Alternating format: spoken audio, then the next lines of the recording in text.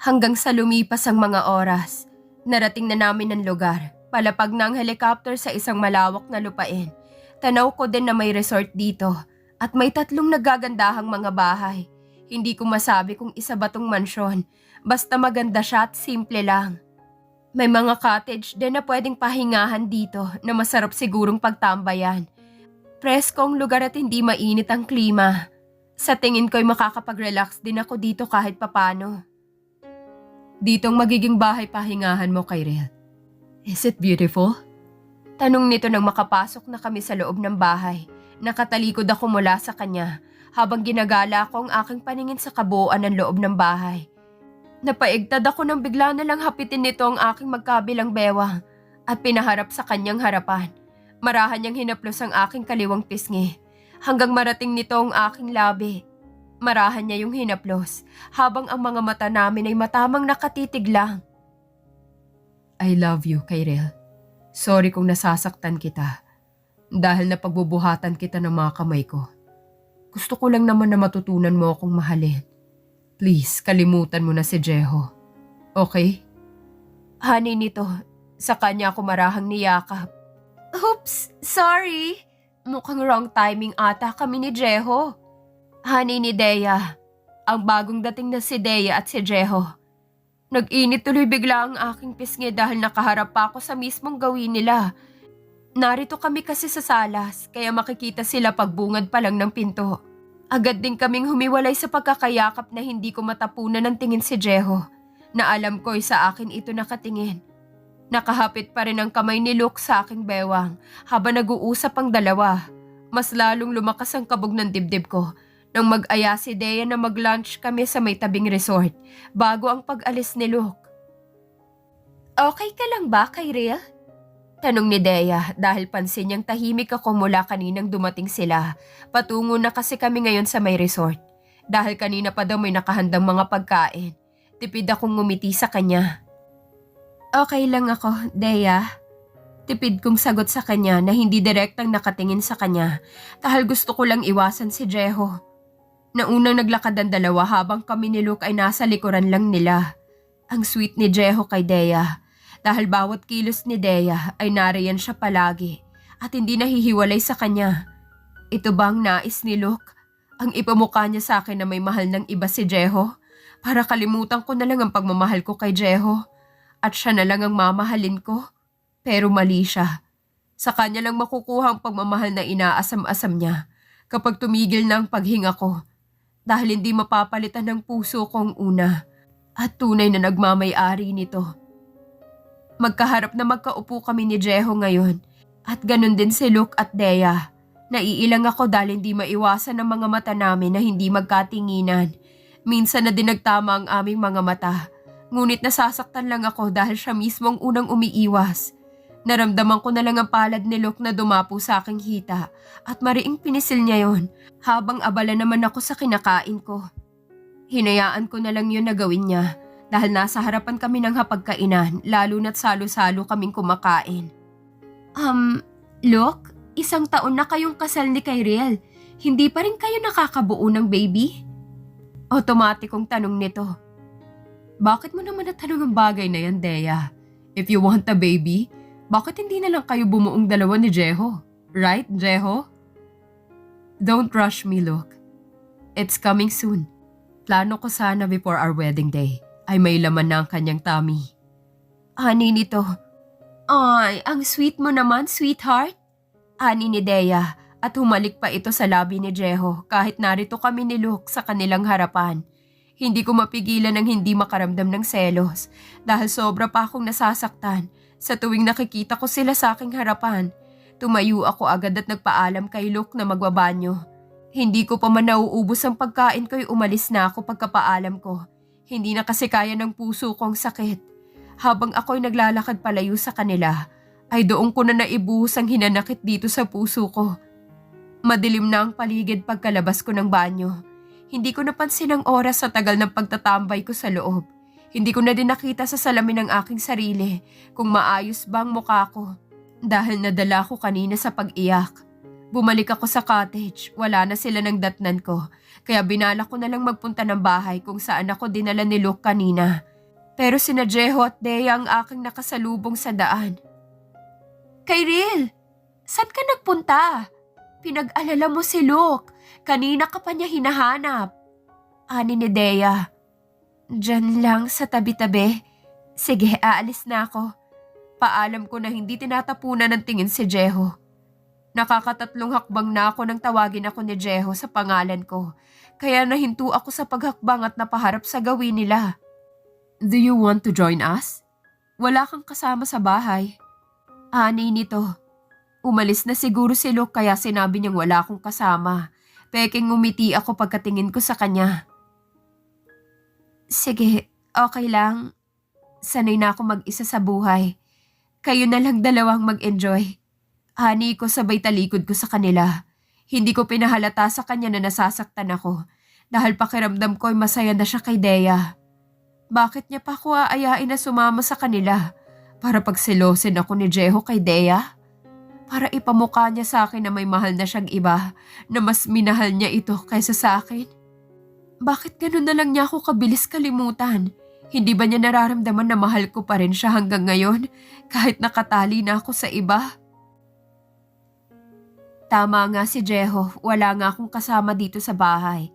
Pero kahit narito ako sa tahimik na lugar at kahit na naririto pa si Jeho na nakikita ko, pero wala namang katahimikan itong pananakit ng aking puso sa tuwing nakikita ko silang magkasama.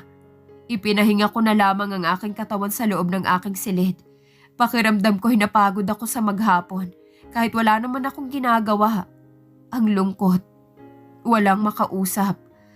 Walang pinagbago kahit narito ako sa isla, ay parang isa pa rin akong preso. Hindi sa ganitong paraan ang gusto ko para sumaya, pero mas lalo ata akong nalulungkot dito. Kahit malaya akong nakakalabas dito sa bahay. Kinabukasan na pabalikwas ako ng bangon nang may marinig akong mga ingay. Hindi lang dalawa kundi parang marami sila. Akala ko sariling bahay ko ito, dahil itong sabi ni Luke sa akin. Bumaba ako ng kama para silipin kung anong mga kaganapang mga ingay na yon. Dahan-dahan akong bumaba ng hagdan. Tama nga ako. Marami nga sila. Parang nagkakasiyahan pa nga sila at ganun din si Jeho nang makita ko. Heto na naman ako at nag-uumpisa na namang mangilid ang mga luha sa aking mga mata. Napayuko na lang ako ng aking ulo at sinimulan ko ng ihakbang ang aking mga paa.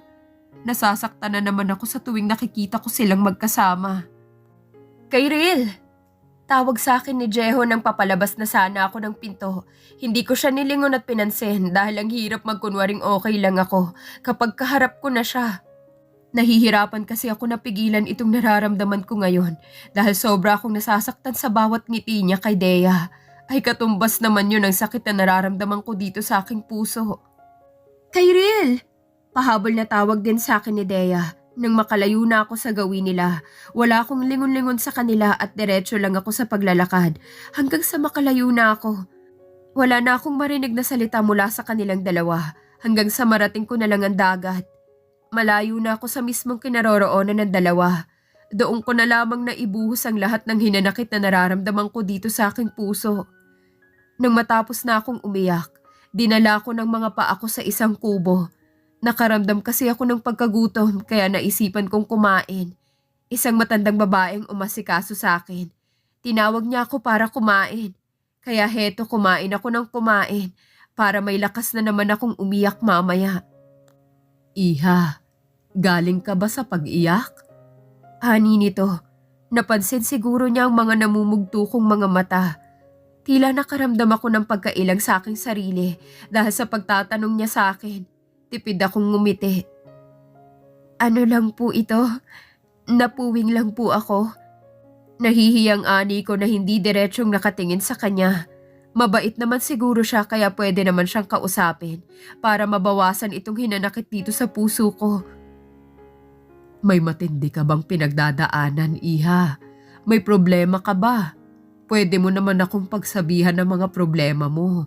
Saka hindi mo pwedeng ipagkaila sa akin na napuwing ka lang. Kahapon pa kasi kita nakikitang umiiyak at hanggang ngayon ay makikita na naman kitang umiiyak. Puna nito, Naupo pa siya sa may katapat na kinauupuan ko. Alam ko na itong nararamdaman mo. Turo niya sa aking puso. Tumulo na naman ang mga luha sa aking mga mata.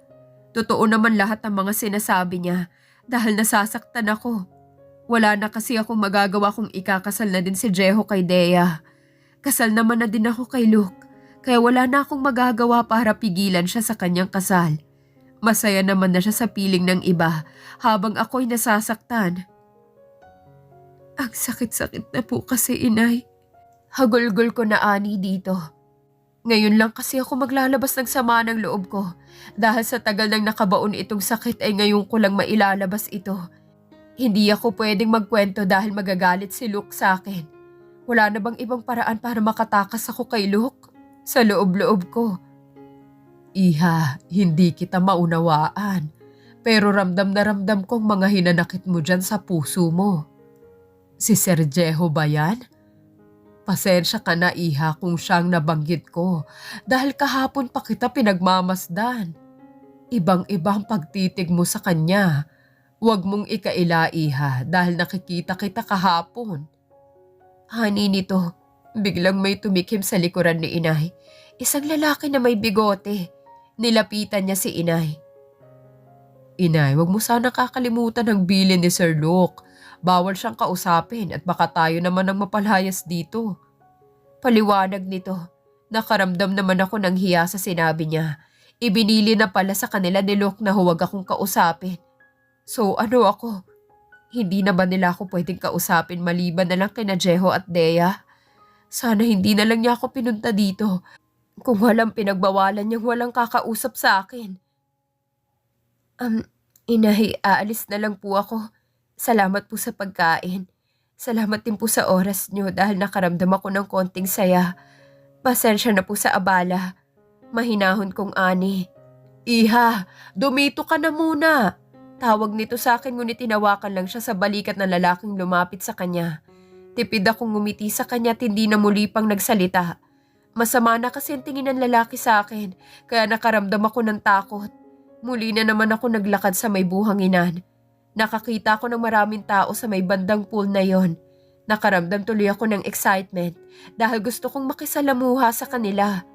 Nagtungo ako doon para makita kung ano ang kaganapan doon.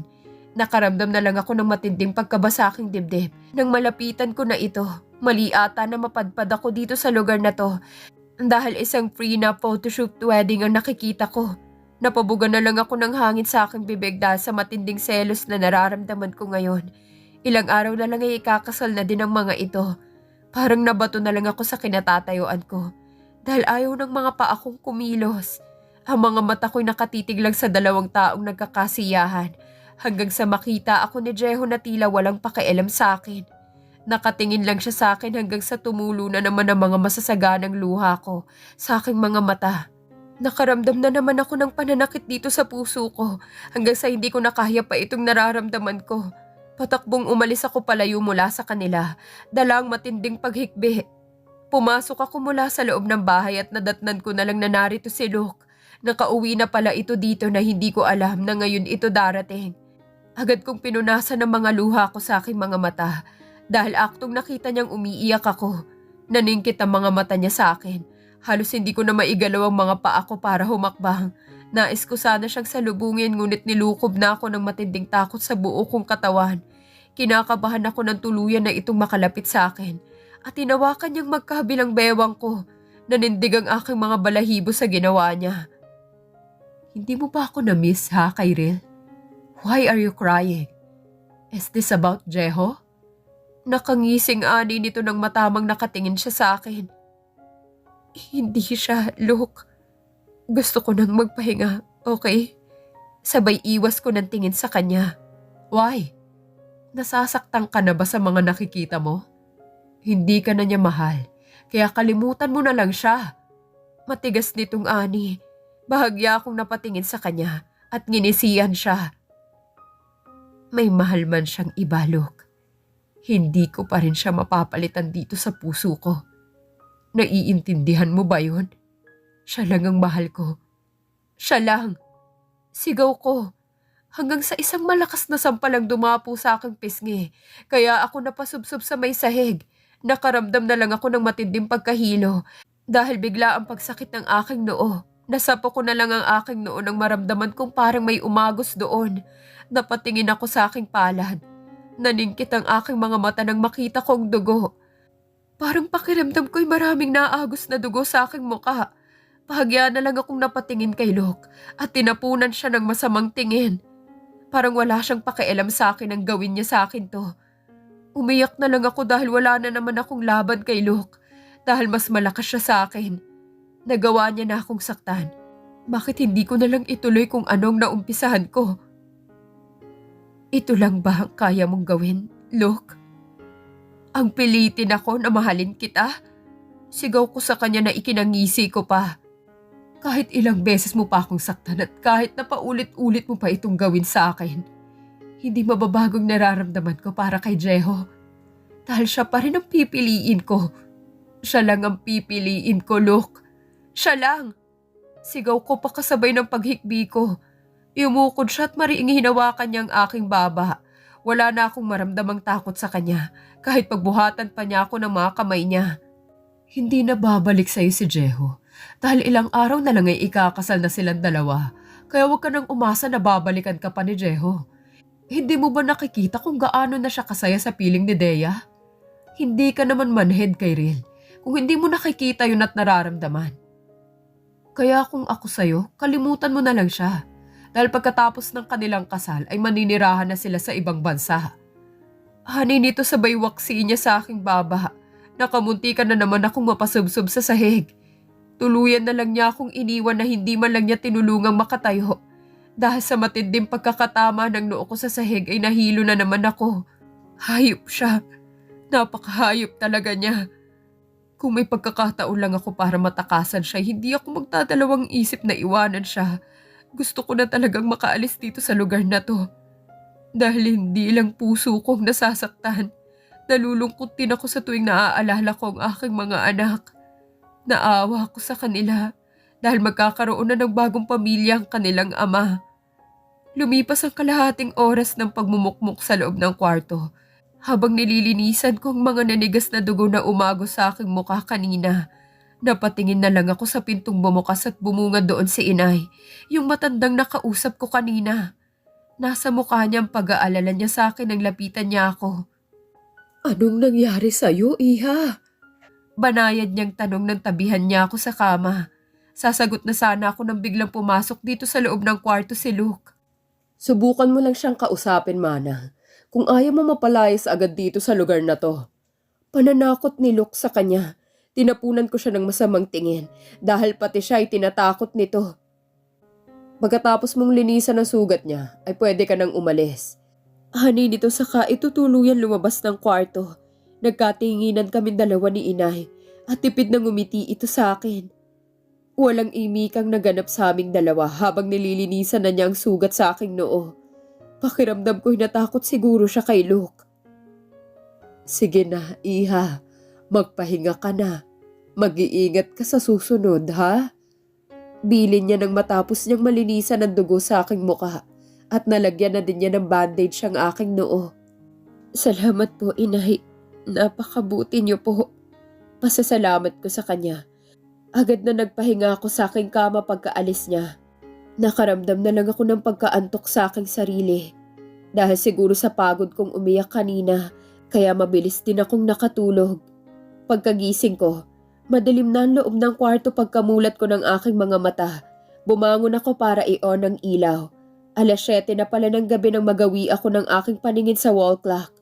Pagkagising ko madilim na ang loob ng kwarto. Pagkamulat ko ng aking mga mata, bumangon ako para i-on ang ilaw. Nakaramdam tuloy ako ng pagkagutom dahil nalipasan na naman ako ng panghapunan kanina. Naupo na lang ako sa aking kama dahil nakakaramdam na naman ako ng pagkahilo. Sobrang lakas kasi ng pagkakauntog ko sa sahig kanina. Parang naalog ata ang buong ulo ko. Kaya ganito na lang ito kasakit. Napalingon na lang ako sa gawing pinto nang bumukas iyon. Si Inay ang pumasok dito sa loob at may dala-dala itong tray na may lamang pagkain. Iha, kumain ka na muna. Nakangiting ani niya nang inilapag niya ito sa may side table. Kumusta na ang pakiramdam mo, Iha? Okay ka na ba? Nag-aalalang tanong nito. Tinabihan niya ako sa pagkakaupo ko dito sa kama. Ayos na po ako, inay. Kaso po, nahihilo lang po ako. Sagot ko rito. Kumain ka na, Iha, para makainom ka na din ng gamot mo. Ani niya. Lalabas na muna ako habang kumakain ka. Hindi ako pwedeng magtagal dito sa loob dahil nariyan sa ibaba si Sir Luke. Kasama niya si Jeho. Ani niya. Ibinilin ka sa akin ni Sir Luke na maghanda-handa ka para bukas dahil may pupuntahan daw kayo. Dagdag niya pang sabi, tipid akong ngumiti sa kanya. Sige po, inay. Salamat po sa pag-aalala niyo sa akin. Ani ko, umalis na rin ito pagkasabi ko niyon. Wala ni anumang usapang naganap dahil pinagbabawalan na din siya ni Luke na makipag-usap sa akin simula ngayon. Siya na lang ang tanging nakakausap ko, pero pinagbawalan pa yun ni Luke. Nakakasawa ng ganitong buhay ko. Bakit hindi na lang ako hayaan ni Luke na maging masaya na lang kung ano ang aking gusto para maging masaya naman ako? Nang maubos ko ng mga pagkain ay basta na lang akong uminom ng gamot. Nahiga akong muli sa aking kama dahil pakiramdam ko'y nakakaramdam ako ng antok sa aking sarili. Kakagising ko lang kanina at bigla na lang akong inantok hanggang sa nakatulog na lang ako. Kinabukasan nagising na lang ako na parang may mabigat na nakadagan sa akin. Namulatan ko si Luke na nasa tabi ko na ito. Napaiyak na lang ako na gusto nang makita kung wala na akong saplot sa buo kong katawan. Nagising siya dala ng aking paghikbi. Wala din itong saplot nang makita ko. Ang mga mata niya ay parang wala lang sa kanya kung anong nararamdaman ko ngayon. Hindi ko maikilos ang buo kong katawan dahil para akong nabugbog ng gusto. Tama nga ako. Nagkapasa ako dahil sa hindi ko malaman kung ano ang kanyang ginawa sa akin. Hayop ka, Luke! Hayop ka! Gigil na sigaw ko sa kanya. Hindi ko na napigilan ang aking sarili na hindi siya sigawan dahil hindi ko na ito makakayang tanggapin. Parang ang dumi-dumi kong babae sa aking paningin. Ngumisi siya sa akin. Nakakatakot siya ngayon dahil ibang mga mata niya. Namumula ito tila nakatake ito ng kung anumang gamot. Ako? Hayop? Paano mo nasabing hayop ako, Kyril? Asawa mo ko. Kaya dapat ay noon mo pa sa akin ibinigay ang sarili mo.